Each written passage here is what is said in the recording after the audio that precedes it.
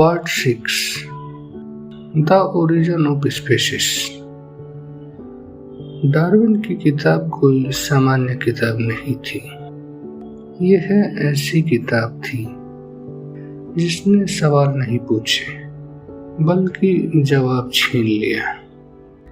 जब origin of species छपी तो दुनिया दो हिस्सों में बट गई। एक तरफ विज्ञान, दूसरी तरफ आस्था।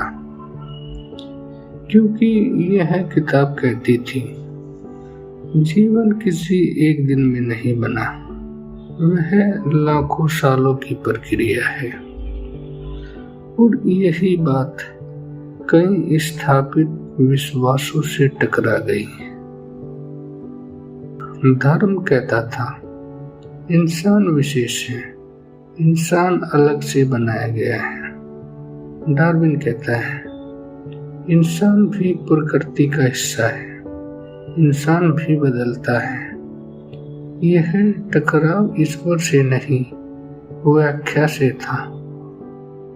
डार्विन नास्तिक नहीं था, वह आस्थावान भी था, लेकिन वह इतना ईमानदार था कि जो उसने देखा वही लिखा। उसने कहा मैं प्रकृति के नियम बता रहा हूँ, ईश्वर को नकार नहीं रहा। लेकिन दुनिया इतनी बारीकी नहीं सुनती, वह इतनी बारीकी सुनना ही नहीं चाहती। डार्विन कहता है लोग डरे हुए हैं। अगर इंसान जानवर जैसा है तो नैतिकता का क्या होगा, पाप पुण्य का क्या होगा, सही गलत कौन तय करेगा। डार्विन की किताब विचारों को हिला रही थी, इसलिए विरोध ज्यादा था। डार्विन कहता है कुछ लोगों ने कहा अगर सर्वाइवल ऑफ द फिटेस्ट है तो ताकतवर को सब कुछ करने की छूट है। यह सोच खतरनाक थी। डार्विन ने कभी नहीं कहा कमजोर को मिटा दो।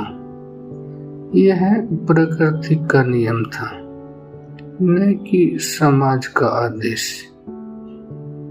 डार्विन कहता है साल बीतते गए, नई खोजें हुई, जीवाश्म, डीएनए, आनुवंशिकी, और धीरे धीरे विज्ञान ने डार्विन की बातों को मजबूत किया। आज विकासवाद विज्ञान की रीढ़ है। डार्विन कहता है अगर हम समझ गए कि हम कैसे बने तो क्या हम समझ पाएंगे कि हमें कैसे जीना चाहिए। विज्ञान हमें तथ्य देता है, लेकिन दिशा आज भी इंसान को खुद चुनने हैं। डार्विन कहते हैं सच हमेशा आरामदायक नहीं होता, लेकिन झूठ से ज्यादा जरूरी होता है। डार्विन ने दुनिया नहीं बदली, उसने बस दुनिया को आईना दिखाया है। डार्विन कहता है कभी कभी सच को स्वीकार करना ईश्वर से दूर जाना नहीं होता, बल्कि समझदारी की ओर पास आना होता है। धन्यवाद। मेरा नाम है हरीश। आप सुन रहे थे फिलोसफी विद हैरी।